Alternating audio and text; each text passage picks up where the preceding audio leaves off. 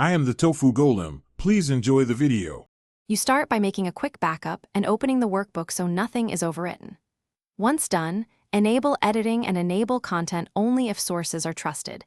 This prevents blocked queries. Next, inspect the Data tab to locate Power Query connections, tables, and named ranges because these determine where updates land. Make a mental map of the sheets and dependencies. This saves time when you change formulas or refresh data. Now you are ready for targeted edits without breaking references. You edit formulas and queries carefully, beginning with table-structured references so changes propagate predictably. When adjusting Power Query, change steps in the Applied Steps pane and preview output before you commit. That avoids surprises downstream. For complex formulas, use formula auditing to trace precedents and dependents so you understand impact. Once changes are set, refresh the workbook connections and recalculate. Make sure pivot tables and charts reflect new values.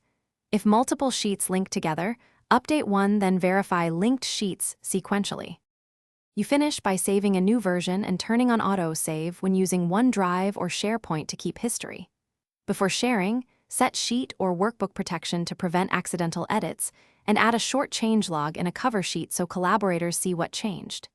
If something goes wrong, first check calculation mode, manual versus automatic, then inspect query steps and external links for failures.